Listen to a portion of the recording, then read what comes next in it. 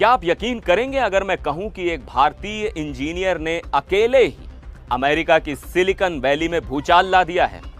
एक ऐसा जीनियस जिसने एक ही समय में 1, 2, 3 नहीं बल्कि कई बड़ी बड़ी अमेरिकी स्टार्टअप्स में फुल टाइम नौकरी की और किसी को कानों कान खबर तक नहीं हुई। ये कहानी है सोहम पारेख की। एक ऐसा नाम जो आज टेक वर्ल्ड में कुछ लोगों के लिए विलन है तो कुछ के लिए एक एंटी हीरो। कोई उसे the Wolf of Wall Street कह रहा है तो कोई उसे वो कॉरपोरेट मजदूर बता रहा है जिसने सिस्टम को ही हैक कर लिया। तो आखिर कौन है ये सोहम पारेख? कैसे उसने सिलिकॉन वैली के बड़े बड़े फाउंडर्स को अपनी उंगलियों पर नचाया और कैसे इस पूरे खेल का पर्दाफाश हुआ? चलिए आपको पूरी कहानी शुरू से और एकदम आसान भाषा में समझाता हूं। नमस्कार, मैं हूं सिद्धार्थ प्रकाश। तो ये पूरा मामला सामने आया एक्स से, जब मिक्स पैनल नाम की एक बड़ी कंपनी के फाउंडर सुहेल दोशी ने एक के बाद एक कई ट्वीट करके पूरी दुनिया को चौंका दिया। उन्होंने दूसरे स्टार्टअप फाउंडर्स को चेतावनी देते हुए लिखा कि इस लड़के से बचकर रहना, इसका नाम है सोहम पारेख। सुहेल ने आरोप लगाया कि सोहम ने उनकी कंपनी में कुछ समय काम किया और फिर उसे निकाल दिया गया। लेकिन सोहम रुका नहीं, वो लगातार दुनिया की सबसे बड़ी और नामी स्टार्टअप्स को फंड करने वाली वाईसी यानी वाई कॉम्बिनेटर की कंपनियों को अपना शिकार बना रहा था। सुहेल ने सोहम का रिज्यूमे यानी सीवी भी शेयर कर दिया और दावा किया कि इसमें लिखी 90% बातें शायद झूठी हैं। बस फिर क्या था, जैसे ही ये ट्वीट वायरल हुआ सिलिकॉन वैली में हड़कंप मच गया। एक एक करके कई और कंपनियों के फाउंडर्स, इंजीनियर्स और हायरिंग मैनेजर सामने आए और सबने एक ही कहानी सुनाई कि हाँ, सोहम पारेख ने हमारे साथ भी काम किया है। अब आपके मन में सवाल आ रहा होगा कि भाई ये सोहम पारेख है कौन? तो देखिए, सोहम के वायरल हुए रिज्यूमे के मुताबिक वो कोई मामूली इंजीनियर नहीं है। उसने मुंबई यूनिवर्सिटी से कंप्यूटर इंजीनियरिंग में बैचलर्स की डिग्री ली है, वो भी 9.83 आउट ऑफ 10 जैसे शानदार जीपीए के साथ। और तो और 2022 में उसने अमेरिका की जानी मानी जॉर्जिया इंस्टीट्यूट ऑफ टेक्नोलॉजी से कंप्यूटर साइंस में मास्टर्स भी किया।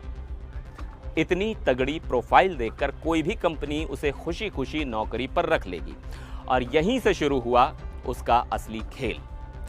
सोहम के रिज्यूमे में Dynamo AI, Union, Synthesia, Allen AI जैसी बड़ी स्टार्टअप्स में काम करने का जिक्र है। ये सब वो कंपनियां हैं जहां नौकरी पाना हर इंजीनियर का सपना होता है। लेकिन अब सबसे बड़ा सवाल, आखिर वो ये सब करता कैसे था? देखिए, सोहम को जानने वाले बताते हैं कि वो इंटरव्यू में कमाल का था, बेहद टैलेंटेड, कैरिज्मेटिक और उसकी टेक्निकल स्किल्स इतनी मजबूत थी कि वो किसी भी इंटरव्यू को आसानी से क्रैक कर लेता था। पहला कदम, वो इंटरव्यू में अपनी धाक जमाता और एक शानदार जॉब ऑफर ले आता। दूसरा कदम, फिर वो दूसरी कंपनी में इंटरव्यू देता, वहां भी जॉब ले लेता। फिर तीसरी, फिर चौथी और तीसरा और सबसे हैरान करने वाला कदम, वो इन सभी कंपनियों में एक ही समय पर एक साथ फुल टाइम काम करता था। जी हां, फुल टाइम। एक फाउंडर ने तो यहां तक बताया कि सोहम इतना तेज था कि जो काम दूसरे इंजीनियर 3 घंटे में करते थे उसे वो 1 घंटे में निपटा देता था। लेकिन आरोप ये है कि वो इस टैलेंट का गलत इस्तेमाल कर रहा था। वो एक कंपनी का काम जल्दी खत्म करके दूसरी कंपनी का काम करने लगता। कई बार तो वो अपना काम जूनियर डेवलपर्स को सौंप देता था या फिर काम पूरा ही नहीं करता था क्योंकि उसका ध्यान कई जगह बंटा हुआ था।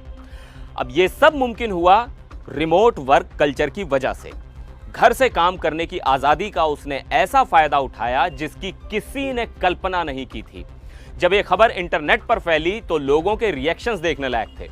एक्स पर तो जैसे मीम्स की बाढ़ आ गई। लोगों ने उसे the Wolf of Wall Street और न जाने क्या क्या नाम दे दिए। लिंक्डइन के सीईओ रीड हॉफमैन ने भी मजाक में कहा कि सोहम को अपने लिंक्डइन हेडर में क्या लिखना चाहिए। लेकिन यहां कहानी में एक और एंगल है। जहां एक तरफ लोग सोहम की नैतिकता यानी एथिक्स पर सवाल उठा रहे हैं और उसे धोखेबाज कह रहे हैं, वहीं दूसरी तरफ एक बड़ा वर्ग ऐसा भी है जो उसे हीरो मान रहा है। एक यूजर ने लिखा कि ये तो वो कॉर्पोरेट मजदूर है जिसने मैट्रिक्स को क्रैक कर लिया। इसने अमेरिकी कंपनियों के लचर सिस्टम का फायदा उठाया जो इंडियन कंपनियों की तरह कर्मचारियों पर हर पल नजर नहीं रखती। कई लोग मजाक में कह रहे हैं कि सोहम को अब एक इंटरव्यू प्रेप कोर्स शुरू कर देना चाहिए, जिसे ज्वाइन करने के लिए लाइन लग जाएगी। तो सोहम पारेख की यह कहानी हमें कई बड़े सवाल सोचने पर मजबूर करती है। क्या यह टैलेंट का गलत इस्तेमाल है? क्या यह सिस्टम की खामी है जिसका किसी ने फायदा उठा लिया? या फिर यह हसल कल्चर यानी दिन रात काम करने के दबाव का एक साइड इफेक्ट है? सोहम ने 3 जुलाई 2025 तक इन आरोपों पर पब्लिकली कोई जवाब नहीं दिया है, लेकिन उसकी कहानी ने रिमोट वर्क, हायरिंग प्रोसेस और वर्क एथिक्स पर एक ऐसी बहस छेड़ दी है जो शायद लंबे समय तक चलेगी। आपको क्या लगता है, सोहम पारेख एक जीनियस है या एक धोखेबाज? उसने जो किया वो सही था या सरासर गलत? अपनी राय नीचे कमेंट्स में जरूर बताइएगा।